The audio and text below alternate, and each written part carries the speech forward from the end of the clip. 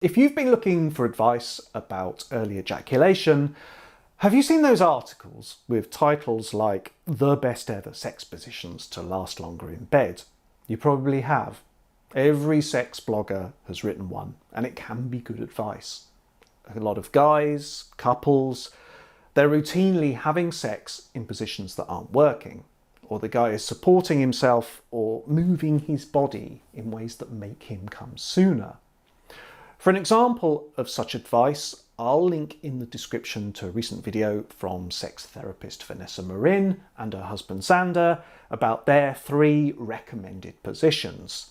Spoiler alert, it's cowgirl, lotus position and spooning.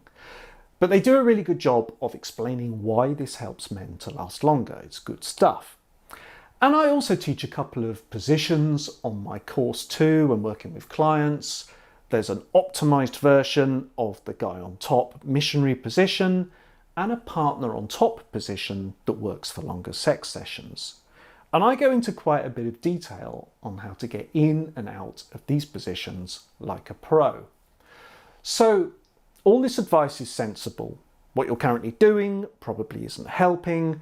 Here's some better positions you can try and have fun with your partner in the process. It all makes sense. But we have a problem, and the problem is you won't do it. It's a bit like lifting weights and getting your form right. So let's say that you're into doing squats and you're up to a decent weight, but something isn't quite right. You've plateaued, or you can't do enough reps, and it all feels a bit shaky. Now, correcting your form is the fix for this, along with eating properly and getting enough rest, etc. So you watch videos and you do lots of research into recommended ways to squat. Again, a lot of sensible advice out there from people who do know what they're talking about. Mostly anyway. But then you get in the squat rack and you squat just like you did before. Or you try adjusting, you make an effort to follow the advice, but sooner or later you revert back. Why is this?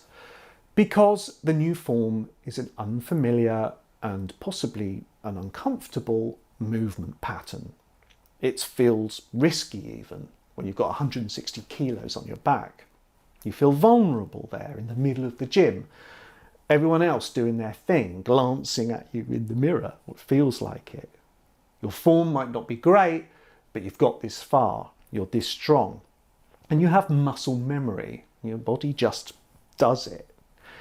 And in reality, really improving your form, especially if it's more than just a tweak, it's going to require some kind of reset.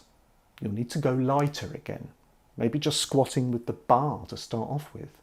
And your ego naturally might struggle with this. It feels like going backwards. It's not what you're in the gym to do. You're going to look like a beginner. So you've been learning about sex positions and your sexual form, if you like. Will you be in bed, getting it on with your partner and start doing the new thing? Now, it might cross your mind, you might make a token effort, but you probably won't do it. Again, it's a different movement pattern and it requires some kind of reset.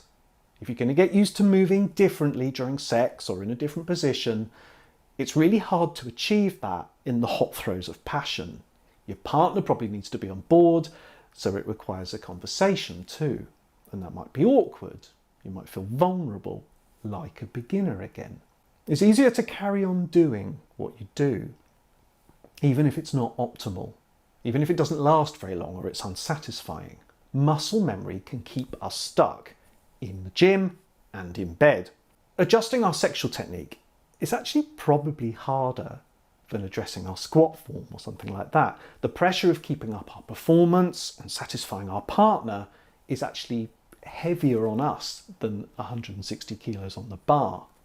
We're not surrounded by bros looking at us in the mirror, but our partner is right there. We feel under pressure. And also weightlifting form and positions and sexual positions, it might not go to plan. You need to be able to experiment, to follow the advice and to find what works best for you.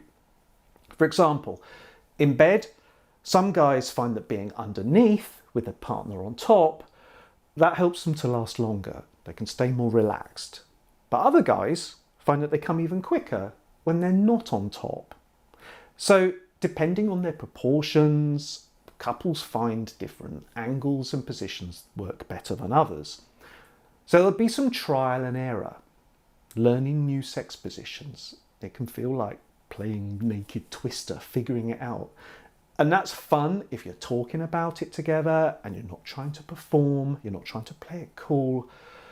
You may need to lighten up and approach it this way, or it just won't happen for you. Couples get stuck into positions and sexual routines that have been getting them by. But if they could lighten up, try out a position, fully clothed, play around with this, then they can make progress. It takes the pressure off, because sex doesn't have to be this special ritual. Now, this might sound a bit new, a bit daunting. Can you reset? Can you be this vulnerable and open with your partner? Try it and see. Open the conversation. You probably can. And the lifting of pressure makes a huge difference to settling into sex and lasting longer.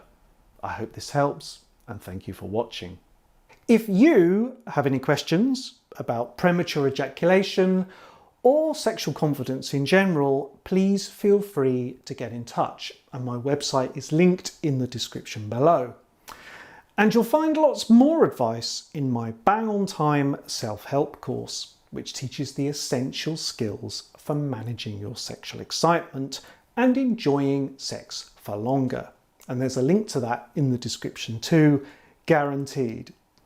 Also remember that I'm a therapist sharing my opinions and general advice, but this is no substitute for going to see your own GP or doctor. So if you have any concerns about health or your sexual health, you should go and get a medical checkup and take some advice. Thank you very much for watching.